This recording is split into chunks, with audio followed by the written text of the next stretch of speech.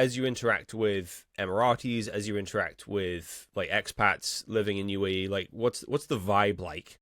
So far, I haven't seen a shift. I know that sounds pretty like people are discussing things, but I think so far not enough has happened to convince most of the people I know who are residents to change any action.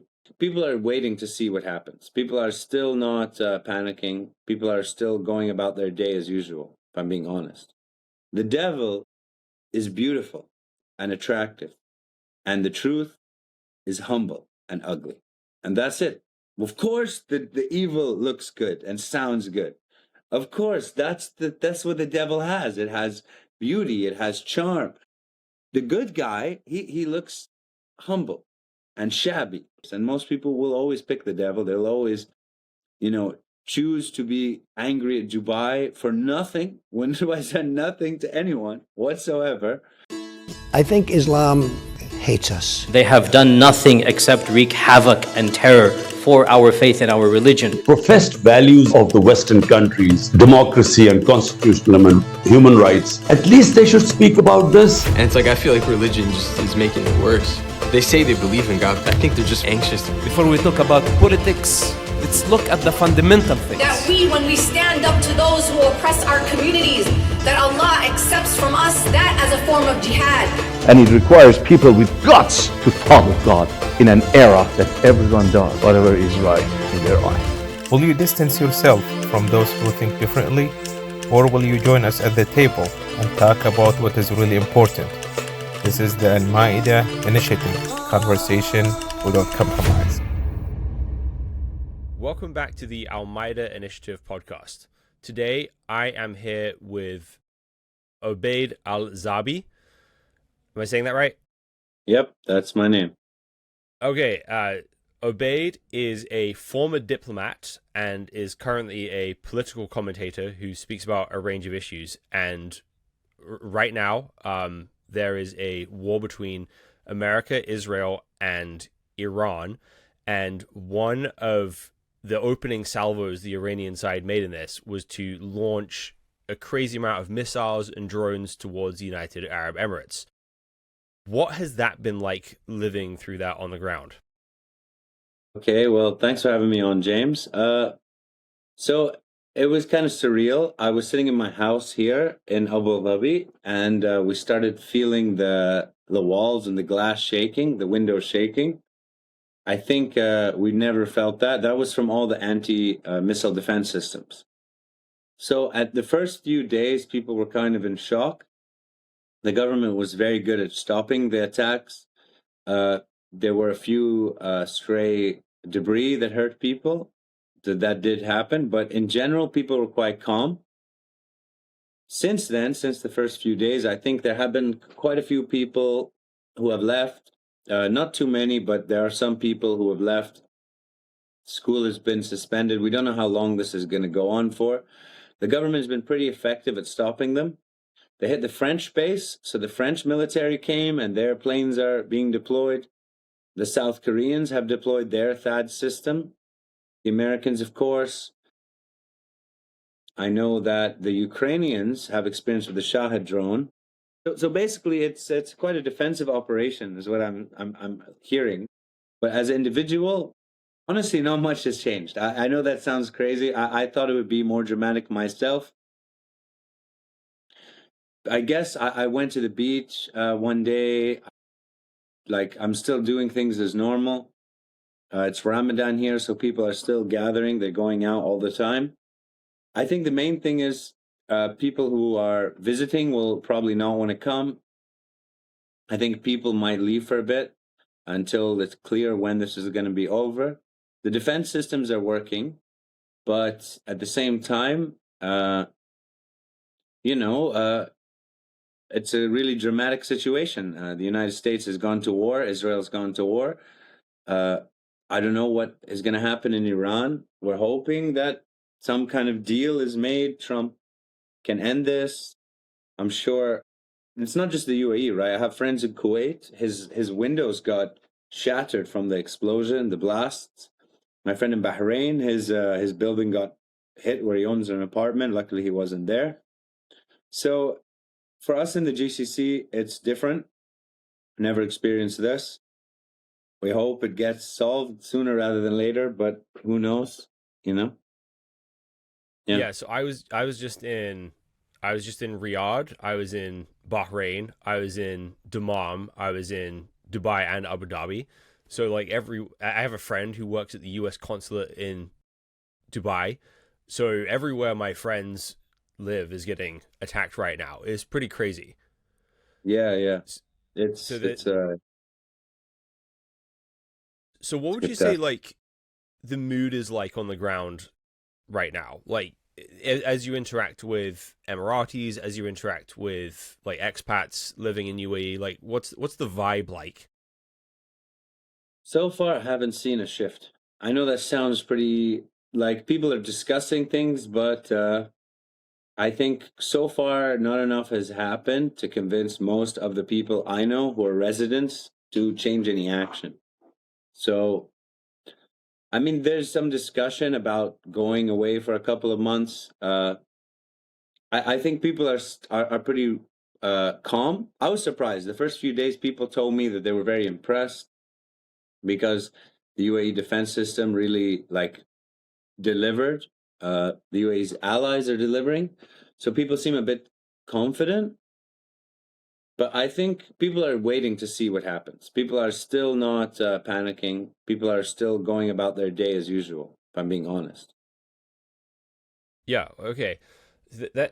So what it looks like from a distance. Now, it depends where you're getting your distance learning from, right? So there's some accounts that are talking about like thousands and hundreds of thousands of people leaving Dubai. You know, the UAE is finished now. But kind of what I'm seeing on the ground is almost this sort of renewed sense of patriotism. It's like the threat kind of reminds everyone why they love UAE so much. Yeah, I mean, look, I think two things are there. First off, you're right about that renewed patriotism. I got tons of people responding to my posts saying they want to join the UAE army. Okay.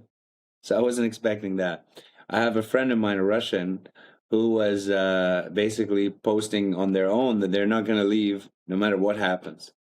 So I think the truth is, like I was saying to you earlier, the UAE is a really unique concept as a country, and people really underestimate that, right? The North American continent was only available after the boon sale allowed the ships to cross the Atlantic Ocean because of the big storms. It wasn't until air conditioning and desalination were invented that the UAE could be lived in. There's an advantage of having your own country to set up your own system without any, let's say, taxes from previous generations, right? So the UAE is somewhat like that. People can come here and there's no obligation to the past. There's no complex social system that you're paying into, a hierarchy of class and ethnicity that you have to deal with. There is a hierarchy. People will say it. It's not formal. It's not enforced. It's not funded. Let's be real. Like you know what I'm talking about when you compare other countries where they have deeply entrenched financial powers. Most of the time, if you come to the UAE, whatever social hierarchy you're observing is something that is loosely enforced. So when people consider leaving the country, they really ask themselves, what are their options? And for 80-90% of the people, it is work twice as long for half as much. That's the fact. In many countries, if you are a productive person, you have a social obligation from birth to subsidize 3 or 4 other people. That's you're born with this obligation, and you cannot escape it. I'm just telling you what the numbers show. If you actually do the math on what a taxpayer in some countries is responsible for and how many non-tax-paying individuals survive off their income, then you just have a massive amount of people who are effectively slaves. It's a very complex form of slavery, but it is deeply corrosive to the human spirit.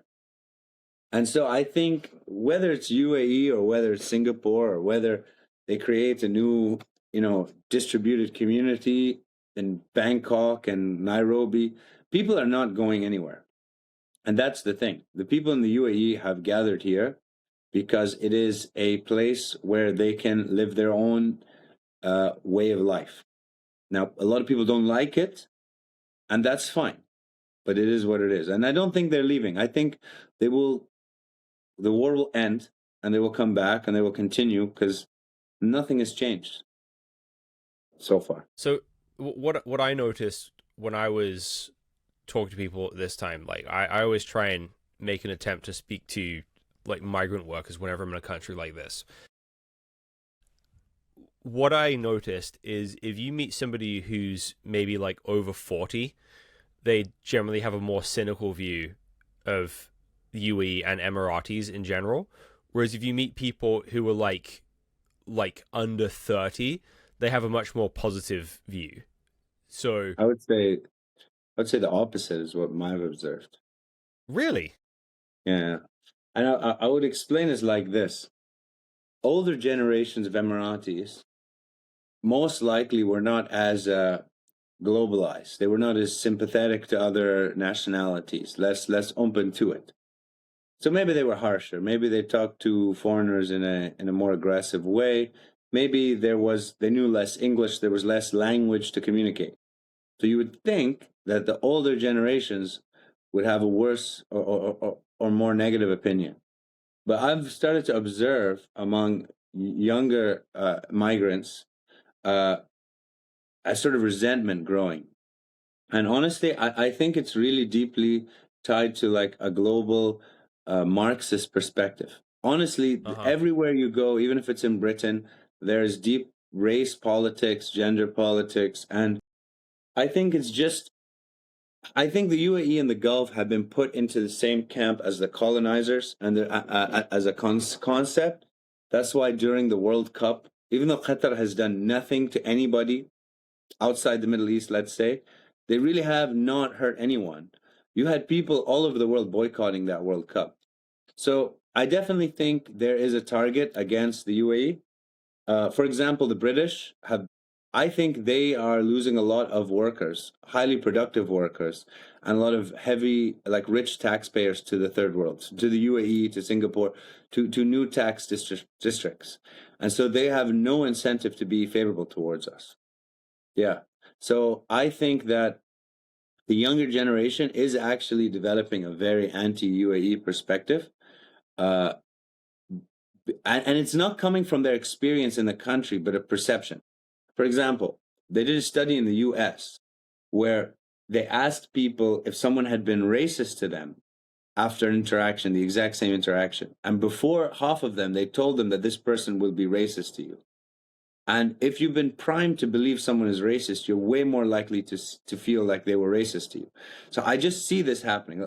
Like a good friend of mine, he speaks pidgin English. He's really good friends with Nigerians. He lived with Nigerians for many years. He's an Emirati guy. And sometimes he tells me he can't stay with them because they're so racist. I said, well, what do you mean racist? He's like, I mean, you're not white. You're darker than me. He's like, no. The social media they get tells them that Africans have been stolen from, treated horribly by everyone. And that Chinese, Arab, European, you're all white. And you're all rich because you stole from them. So we have African people coming here who perceive that the only reason this exists is because we stole from them. And so it creates this deep animosity to foreigners. And I think this is happening everywhere. It's actually just a weird thing I'm observing, because back in the day, people understood you have oil, you have this free economic system, you have America, whatever you have advanced science. I need to come and earn money from you. And people appreciated it. It was a humiliating experience. People knew it was humiliating, but they also believed if my kids become doctors, then, we will catch up with you. That was how the older generation, I believe, worked. A lot of Indian doctors in the United States, their parents were janitors, right? This happened in the UAE. A lot of poor people came here and their kids are now highly successful. Okay? So this is the old promise. But today, I think people are not open to that deal. They're not willing to have let's say, work a tough job so their kids have a better future. No, that's not acceptable. So this is creating a lot of new animosity that I've never seen before. And I think it will keep growing. And I think the problem is AI and automation and robotics is going to make it cheaper for places to not give opportunity and jobs to developing countries, unfortunately. And that means like Indians tech companies are collapsing at the moment because of AI, because all the back office jobs are just disappearing. So I think the whole migrant issue is not going to even be like in a few years, it will be just disappeared. The UAE might have like half as many people.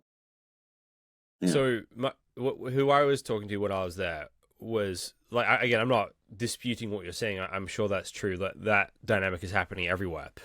But with the people I was specifically interacting with, I was interacting with a Sri Lankan church in Dubai. And basically what I found is the parents, the sort of parents' generation, certainly appreciated the opportunity Dubai had given them, but they kind of had an air of like, you know, tragedy to their life, right? It's like, I wish I didn't have to leave my home country, and I feel like a sort of outsider here. I feel like a second-class citizen. Whereas the young people I met really believed that this is their home, and they feel like the Emiratis treat them like equals. At least that's the crowd I was interacting with. Yeah. No. Well, I think as the young people haven't reached the age where they need to rely on their single Sri Lankan healthcare system and pension system, right?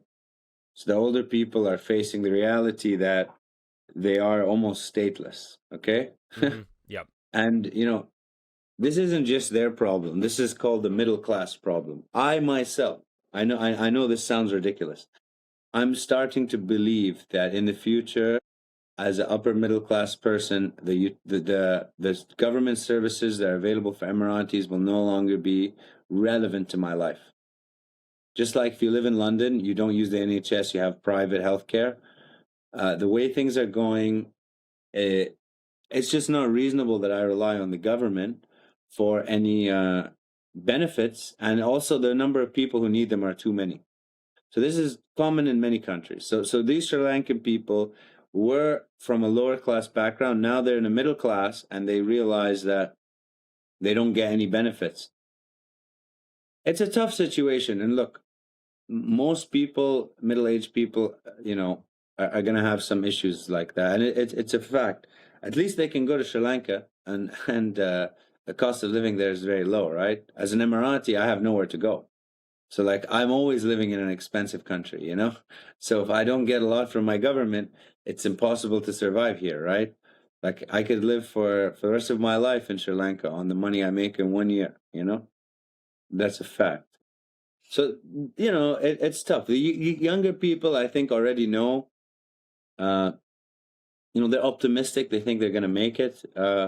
Maybe they will, maybe they won't.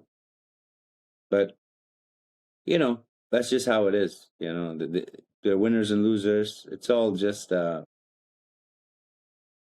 it's all superficial at some level, you know, like at the end of the day, we're all healthy. You can get health care here or there. It's also cheap these days. So I'm not that negative. You know, I don't really believe in this. We don't really have that many poor people anymore in the world, because even the poorest people have access to like magic, basically medicine, technology. So you know, we're still working on those few last areas. Right. Sri Lanka's pretty well developed country now. Yeah, it's actually interesting. Like when I was young, I live in America now. I'm from England. When I was young, I'd always come to America, and it always felt like, you know, so far ahead of England where I was living. Well, and now, go ahead. And now it doesn't feel that way anymore. It feels like everywhere you go, there's these places in the world which are nicer than America. Obviously, not everywhere in every country is nicer than America, but you find these kind of like outposts of. America was the best place in the world in like right before 9/11, probably. I went to America in summer in 2001, and I went to Disney World, and I ate at the Sizzler, and it was the best place on earth. I went to university in America. I worked in the United States. My last trip to America was last year, and it has just gone downhill, man. I'll be honest with you. The quality went down, the price went up, and it's full of random people, bro. The country's full of random people. I don't know who these people are, but I heard about Afghan and Yemeni street gangs and everyone I look at is a foreigner. So I don't know what they did since 2016, 2000. I don't know what Trump and Biden have done. They've done something to that country. It's not as what it used to be. I mean, I don't know, man. McDonald's, the country was so good when I used to go as a kid, and I just think it's not as healthy as it used to be. A country, you know, everything is expensive, and it used to be like what was amazing about America was it was good and cheap, and it was like, how did you manage both of those at the same time, right? Wow. And now it's just not that good and not that cheap anymore. So that's a big. It's like Europe. Europe just got worse and more expensive ad infinitum, and now it's just like pay 500 euros to live in a shoebox, and you're like, what am I doing here? Well, so I want to talk about all of this, but before we get on to sort of England specifically, because both of us have connection there. What is it like? Because right now we have all sorts of people around the world cheering for like the destruction of Dubai and the UAE right now. How does that feel living through that with having so many people like rooting against you right now? Yeah, I mean, look, it isn't great. It's not the nicest feeling. I kind of woke up to it during the World Cup because I had friends who were very deeply Hindu, and I'm a very open guy. They're like so pro Modi, and when I realized the guy loves football and he wouldn't watch the Qatar World Cup because it was in Qatar, I realized that there is subconsciously in people's minds the good team and the bad team. And everybody looks at this conflict and they already know which side they're on. And it turns out the, let's say, educated, upper middle class, liberal community, which I am part of, considers Dubai the bad team. Iran is the good guy in this story for most of them. And I don't know why exactly. I think it's purely because they're Marxist. That's it. They subconsciously, they believe that capitalism, like my theory is this. The West sucks because you're having your money stolen from you. Dubai is an example of how many good services you could have for zero taxes if the government didn't need to rob you so often.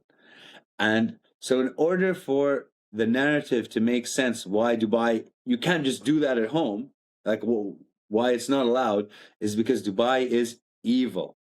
As long as so the reason people have money in Dubai is because they're evil. That's roughly the proposition they're making. So we're evil. And so, of course, when Iran attacks us, it's only, maybe they don't like Iran, but we are evil as well. And so I'm aware of the programming people have. I'm aware of their perception, their perspective. I don't think they're going to change because you cannot logically argue with someone who did not arrive at a conclusion through logic anyway. Like he doesn't think Dubai is evil because of a logical reasoning. He doesn't even know about this country. So I'm not surprised. It's also because we're tied in with the whole wider regional conflict with Israel and with Saudi Arabia and with, the Middle East is a place full of conflict, right? So yeah, but ironically, I think it's not gonna matter, because the people who don't like Dubai, I don't think their opinion is important. It just turns out that, I used to go on Reddit a lot, okay?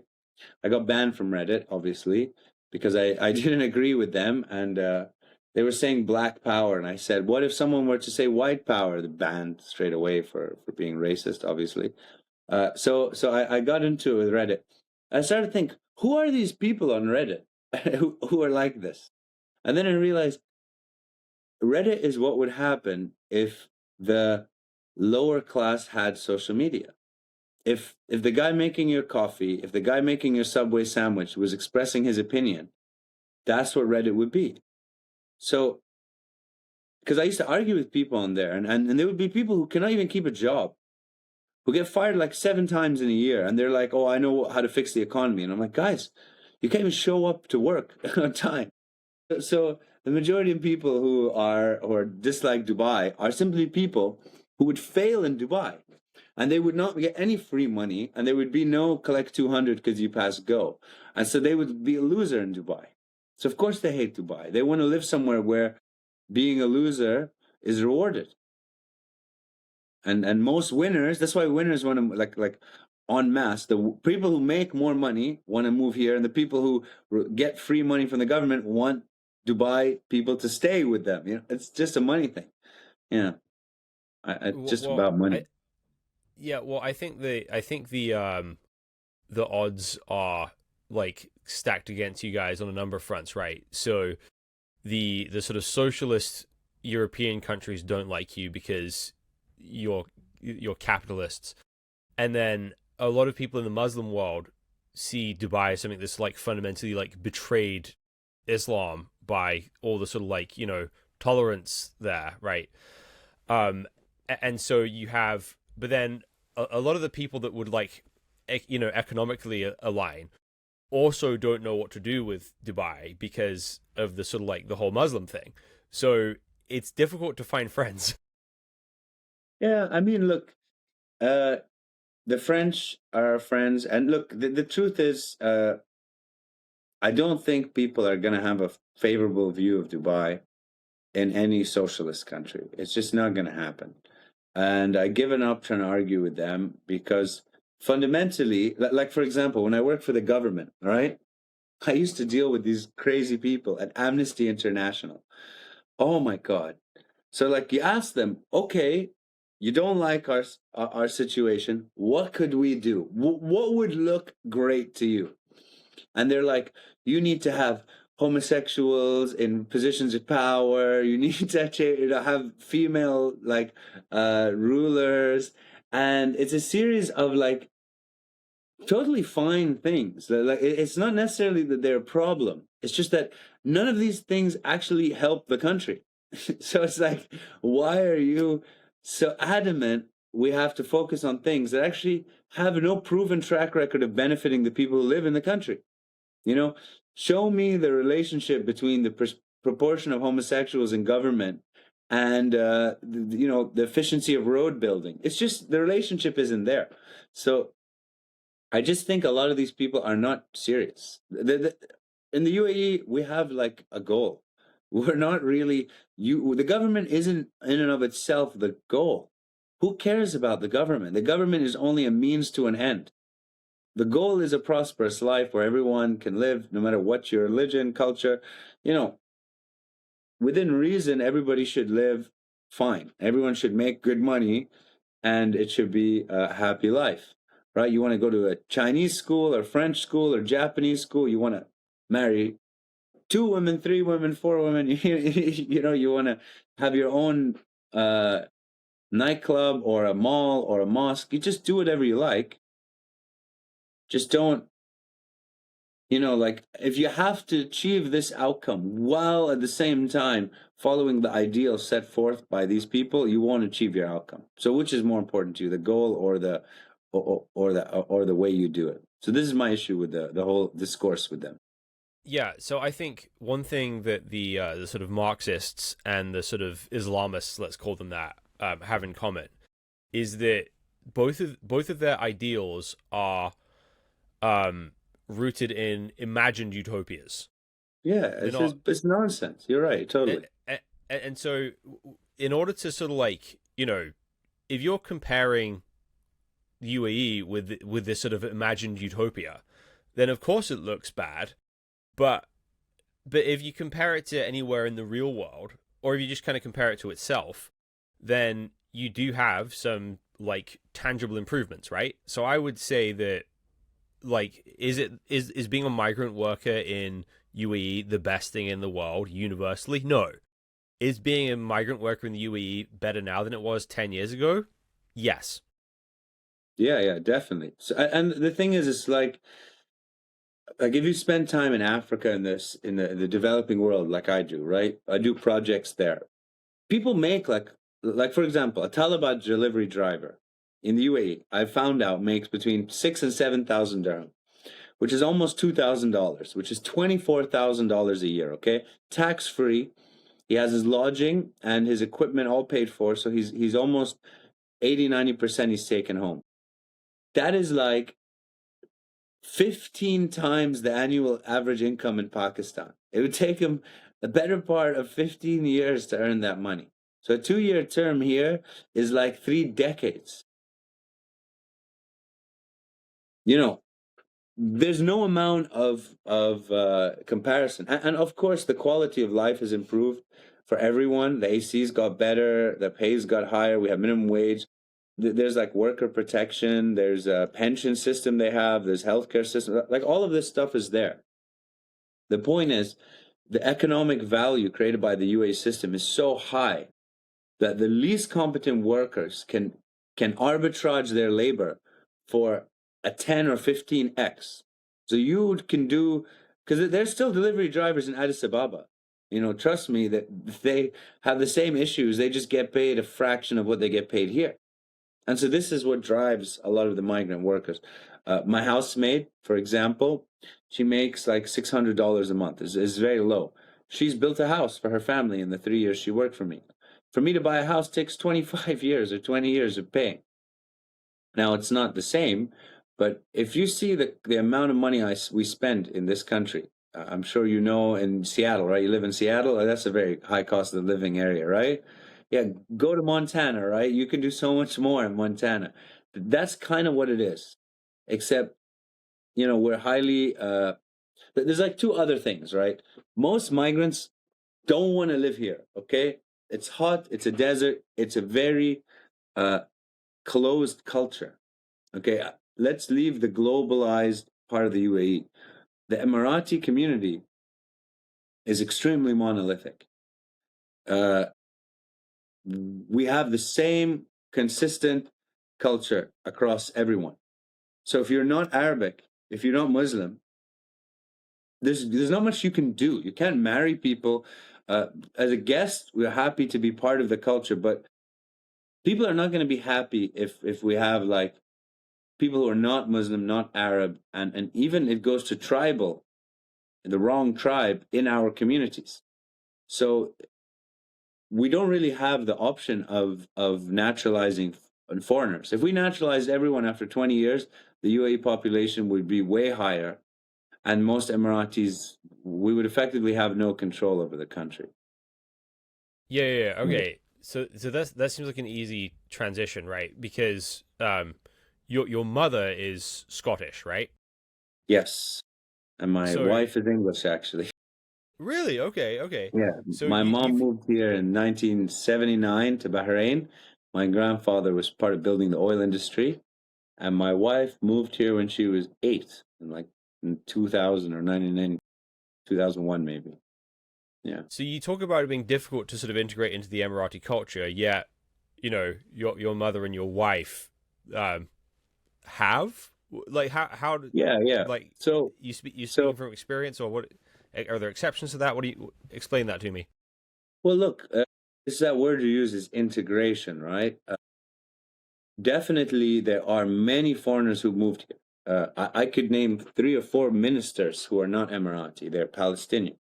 My old CEO in G42, he is a Chinese American Emirati, and he is not ethnically Arab or Muslim. Okay, one of our generals is Australian.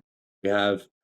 There's no issue with people integrating into the UAE. I'm not talking about that. I'm saying at the mass level, at the uncontrolled level. And if you allow people to come in without integrating or proving that they have certain qualities that makes them desirable, that's like, I guess, worth the UAE can accommodate certain types of people, but you have to be really exceptional, I guess. That's what it seems. I think if you are a certain type of surgeon, like a brain surgeon or something, I think you can become an Emirati. There's a few things, if you can do it, it doesn't matter how different you are. The government will accept you. Yeah, that's how they work.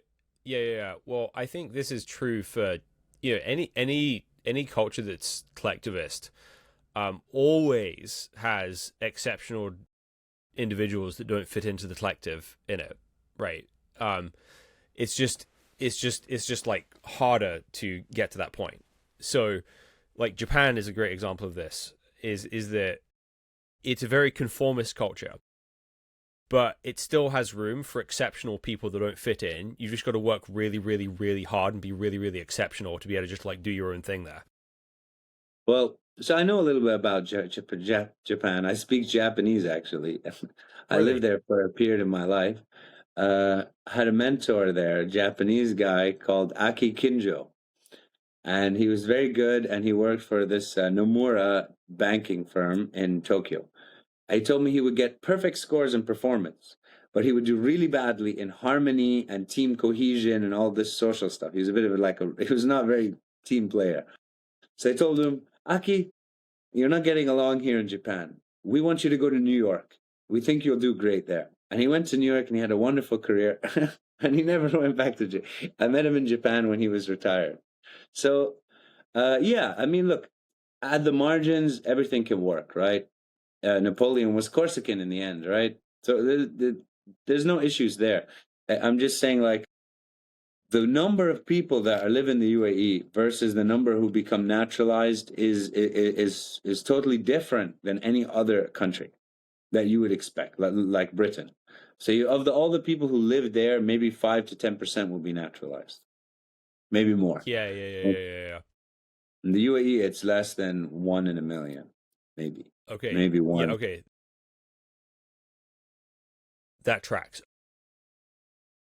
Switching gears to Britain here, there's been a lot of controversy, or a lot of, maybe that's overstating it, but there's been a lot of back and forth on social media. You had a British member of parliament demanding that any British people evacuated from the UAE should either be left there or forced to pay the taxes they missed while they were in Dubai.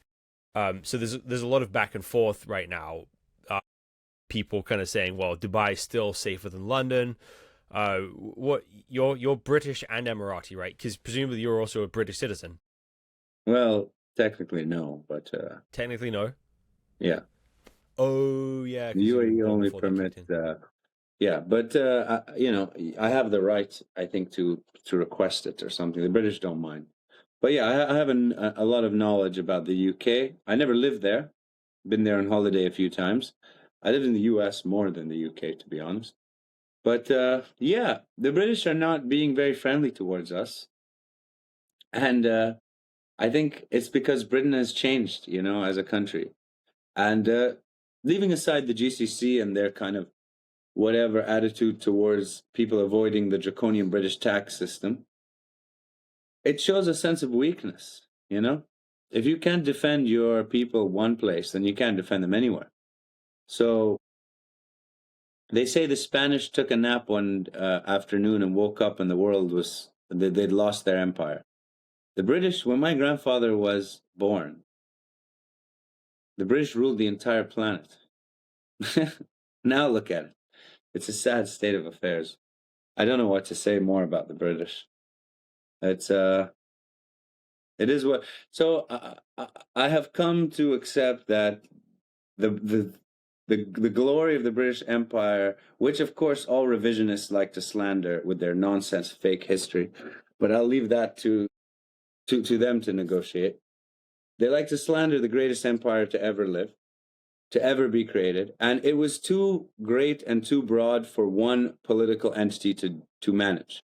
And so, as the Arab Empire descended into the many, many Arabized countries around the world, so the British Empire is simply remaining in its language, in its culture, in its norms, and in the stories that people tell.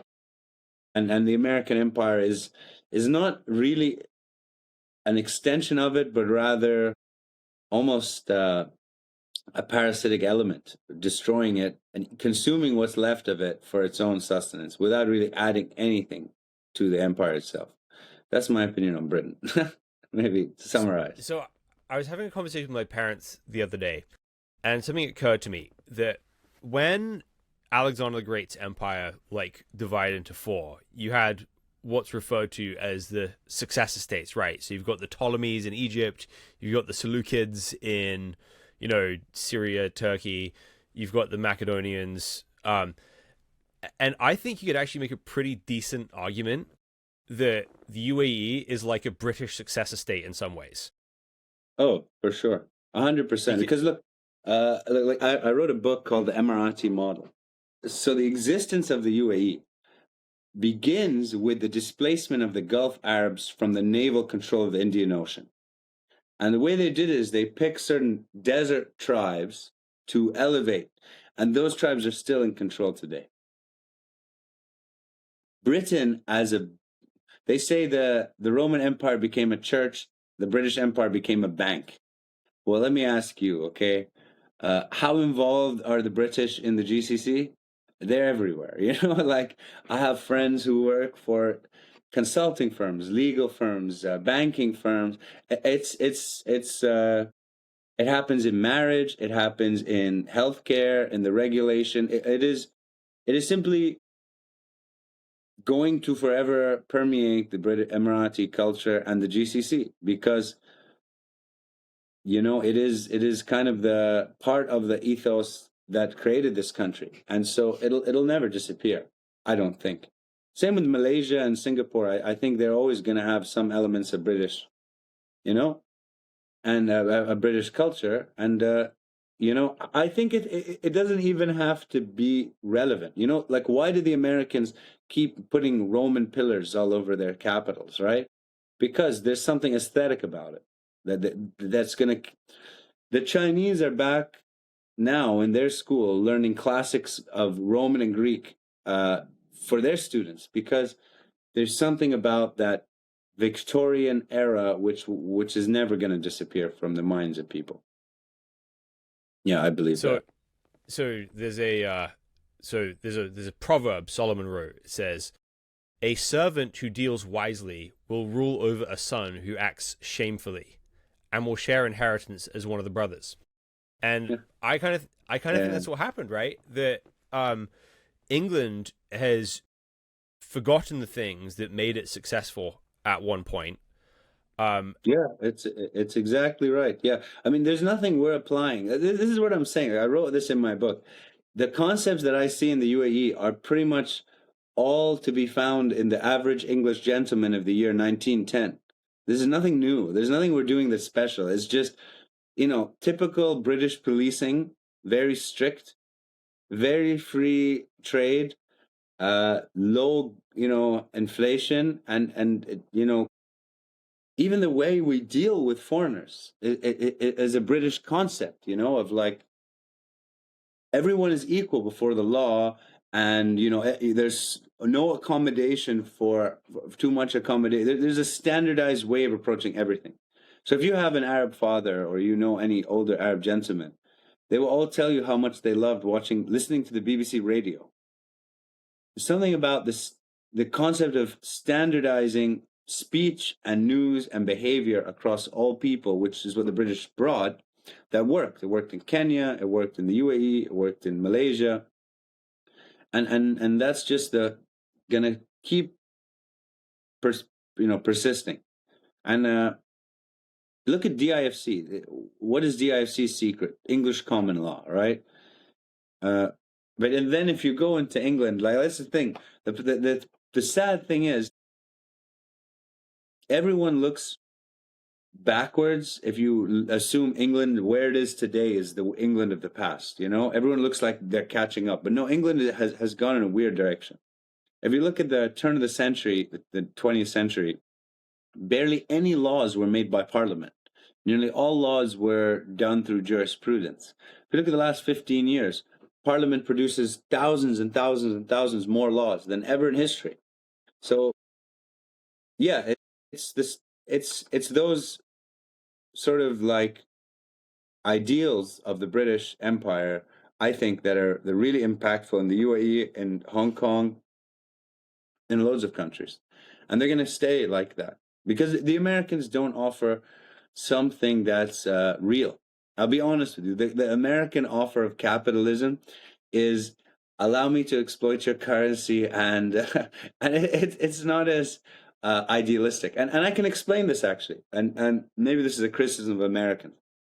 If you read the British governors during the empire, if you read their journal entries, if you read their assignments, what was the point of them?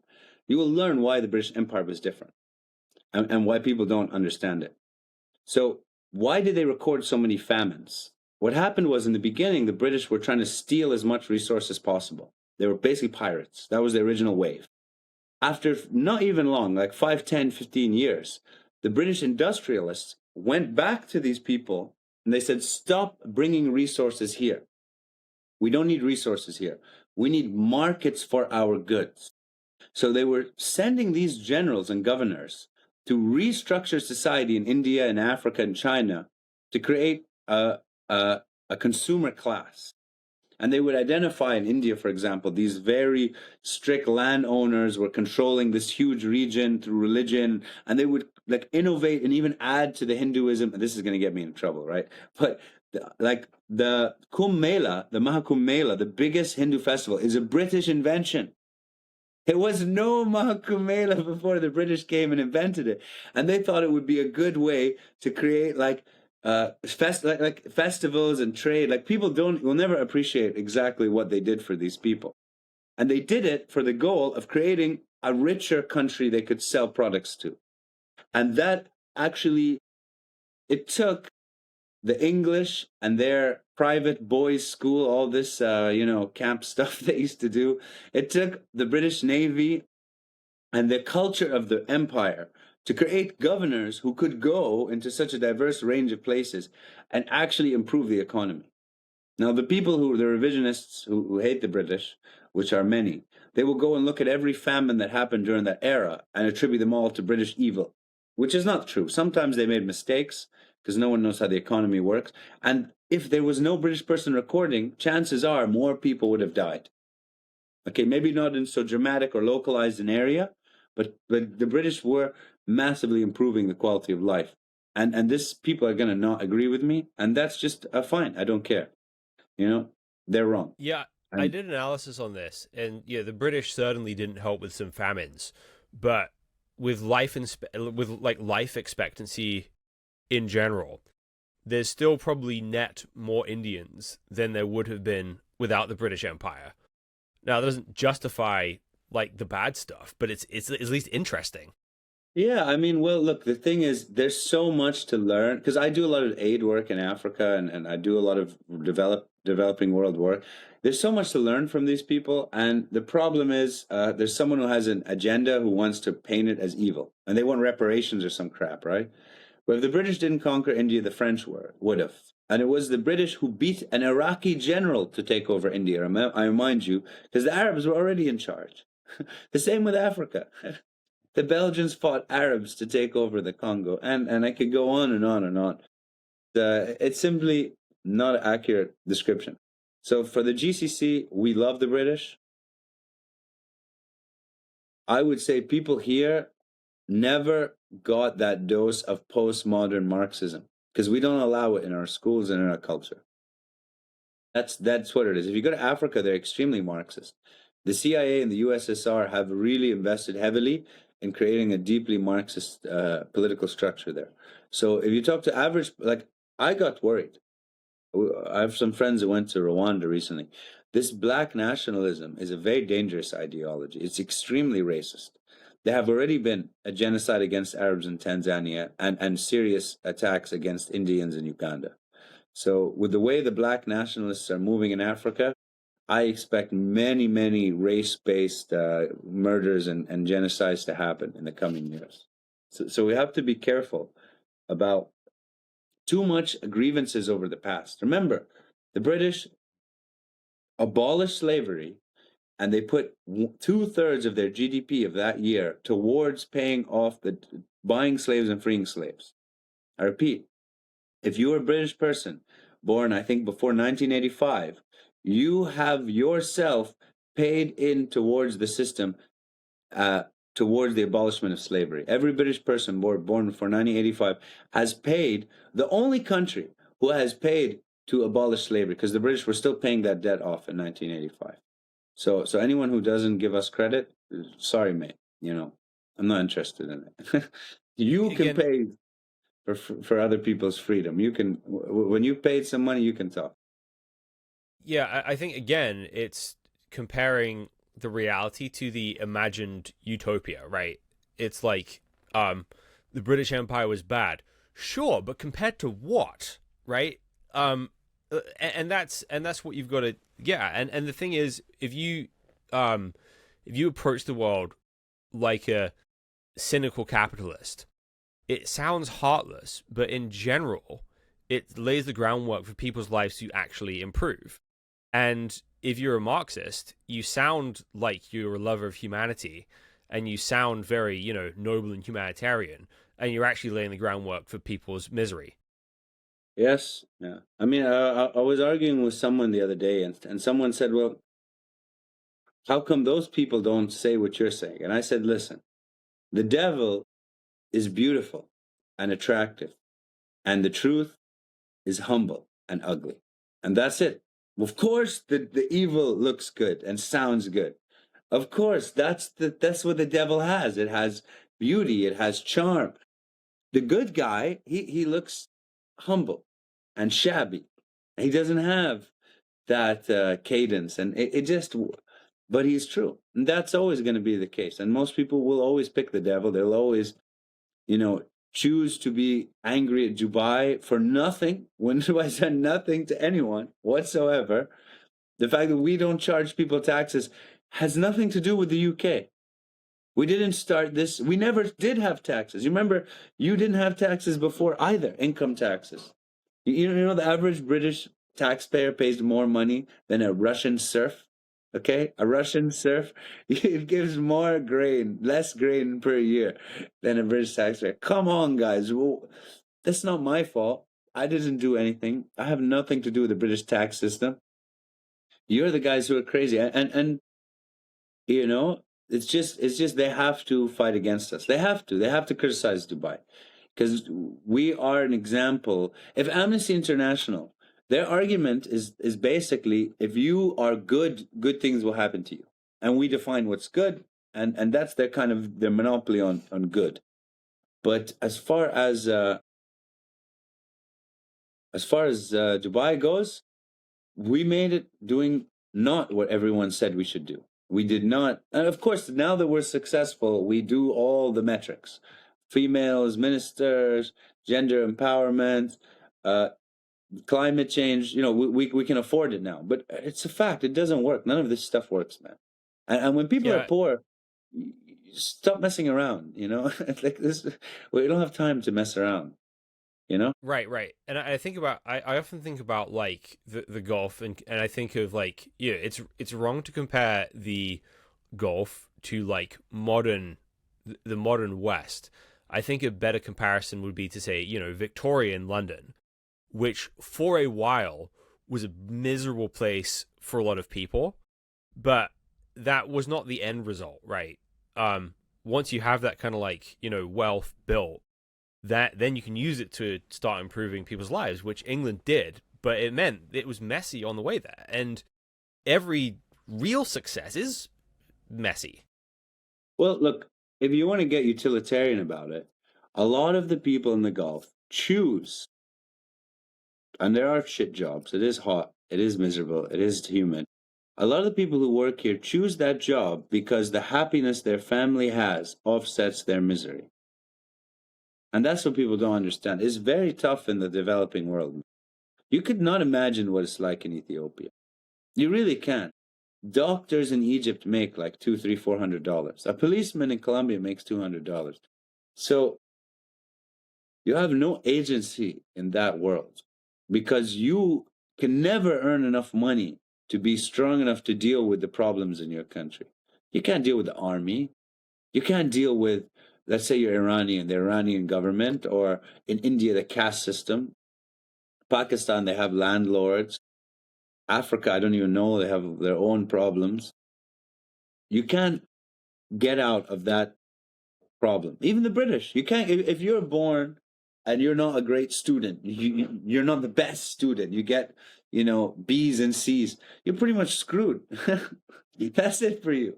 You'd be better off if you failed, because then you could go on unemployment. No, you're a B or C student. Oh my God, you've got such a grind the rest of your life to own nothing. And it's like, this is a bit much, right? This isn't fair. So the UAE exists as a place where it's like, hey, maybe you could work with people here, and then you have another option. Maybe you can't. So some people come, they don't make it, they go home. But the rules are simple. Don't hurt anyone. Don't get into religion. Don't get into politics. And yeah, okay, we do have a lot of rules. No, you can't even insult people. You can't swear at people. But it's stuff you would imagine, right? Don't be drunk in public. You don't have many of these kind of freedoms, I guess, that you would want. But most people coming here they don't even want to stay here. They just want to make money so they can escape whatever dynamic they have back home, which is usually really bad. Yeah. Right. Okay, so let's land with your sort of predictions / hopes for the future, right? So, who knows exactly how the Iran thing is going to end right now. It's all mysterious, but eventually it has to end. Like, the Iranian government cannot afford to keep firing missiles forever. What do you think the rebuilding looks like after this? What do you think the future of the region looks like? So, first off, I disagree with you. They can keep throwing these missiles forever. Okay. Look, I think we have a Taliban situation where the best situation is to replace the Taliban with the Taliban, right? That's what the Americans achieved after 15 years and a few $1 trillion. So I don't think the Americans are going to get rid of the Iranian regime. I'll be very honest with you. That's not going to happen. They don't have another option. There's no credible party. Now, how does the regime work? I don't even know. I don't think many people know. But I think the Americans will keep going until they hit someone they can work with. And that'll be someone who, because look, I don't think this is a bad situation, by the way, is my opinion. I think Iran needs, the people in Iran are also oppressed. And they know they can't surrender. It's not going to work. But they need to change, because I think the future global economic center will be this region. I think Europe is on the way out. Africa is where all the population is, all the resources are. Asia seems to be the manufacturing hub. I think the future is going to be here, and Iran wants to be part of that future. Turkey is set up for it. They're perfect for it. Russia, of course, they basically 500,000 of them moved here. They're ready for it. Everyone's happy with this. Iran needs to change. They need to be, because they're gonna crush it. As soon as they get into the system, they're gonna crush it. But they want to come in on their own terms, which is, difficult. They have like the 4th highest IQ in the world. Iran is going to be so powerful once they integrate. So everyone wants that, including them. They're losing so much money. This has gone on for a long time. And the issue is, now we have dynasty. Khamenei's son is in charge. And the army controls all the economic power in that country. How many years will it take to unwind and fix that? I don't even know. No one knows. Maybe the Israelis, the Americans, and the Iranians know. So I think it'll take 3 to 4 weeks before we see a position move to where the Iranians agreed to stop bombing us and the Americans agreed to stop bombing them. But I think the total reform in Iran could take a while. And I don't know how they're going to do it. And I really don't know how they're going to manage it. It's such a complex country. It's such an old country. But that being said, I do think that the future is the GCC, is the UAE, is Saudi, is Iran. Now, the region will reconstruct easily. I think actually the resilience shown by the UAE is very important, because everyone has in their mind Kuwait in the Iraq War. What happened to Kuwait? Every single Kuwaiti almost ran away. They left the place abandoned. So that was the expectation. That didn't happen here. And because that didn't happen, people think now we're in a different era. The UAE will stand and fight. The UAE has friends. The UAE has diplomatically been playing this well. Russia has people here. China has people here. Everyone wants the UAE to exist. That strategy seems to be paying off. So I think it's going to be. We're going to see. We're going to see. I think the UAE is going to have the best decade ever after this, because people are going to be very aware of the standard of government. Like during COVID, people were really impressed. We're the center of the world. Should be the worst place to live, right? Everyone should be sick here. The government did lockdowns. We're the first vaccine. So I think at the end of the day, Tokyo could have an earthquake any day, right? So we're always living in risk. The question is, are the people in charge competent? And the UAE is demonstrating high level of competency. And as much as the detractors want to mock us, none of these, we're doing great, actually. So that's kind of what struck me about the GCC countries when I went there. So living in Seattle, I think we're cursed by being a sort of perfect environment. Yeah, Seattle's nice. So meaning that awesome. Yeah, the climate's good. You can grow things here. We're a port city with access to Asia. It's kind of inevitable that money comes through here, which means that it can weather a lot of incompetent governance. Whereas, oh no, the GCC this is a one shot, guys. My grandparents, my ancestors, there were no people born in summer because babies would just suffocate. They would suffocate and they would drown, affecting the humidity. If you watch old videos, flies will drink the water out of your eyeballs. It was one of the worst. We're the poorest people on the face of the earth. We got one shot, which is hydrocarbons, because we're Arabs, because we are not, let's say, we were the poorest of the great nations, but we were still one of them. We unionized and created the greatest, my favorite international organization. It's called OPEC. It's the reason we're not poor. Like, why does Congo have no money? It's because they couldn't agree. There is no Congo. They don't see each other as one. So they don't form a cartel. And that's a lot of things. That's why diamonds are so rich, are so valuable. Because the people who own the diamonds do see each other as one. I won't get into the diamond industry. But my point is, if you have cohesion, you can do a lot. And the Arabs had cohesion. And we knew this is our only chance. If we don't make a few technological leapfrogs, and we have a desalination, cooling, I'm also involved in agri-tech. We're just done for, man. It's over for us. We don't have any way to survive here. It's a miserable climate, to be honest. Right, and I noticed this. When you drive through Saudi, you go through. I drove from Al Ula to Medina last year, and you just see ruin after ruin, and like the second you have incompetent governance, everything just kind of like gets like absorbed back into the environment. It's like the rainforest, like South America is the same in some ways. That if you have a civilization in the jungle, you're constantly doing battle with. This is Congo. Nature. This is why it's so difficult in Congo. They just have so much rain and mud, and it's just so difficult that you actually need to really run a tight ship. You need a lot of cohesion, and the UAE luckily is a cohesive society, and it's hyper cohesive. We had 2 servicemen die. I went to both funerals. I seen a lot of members of the royal family there. I could talk about that, social cohesion, but people are one. We all got, it all happened to us recently. This will change over time.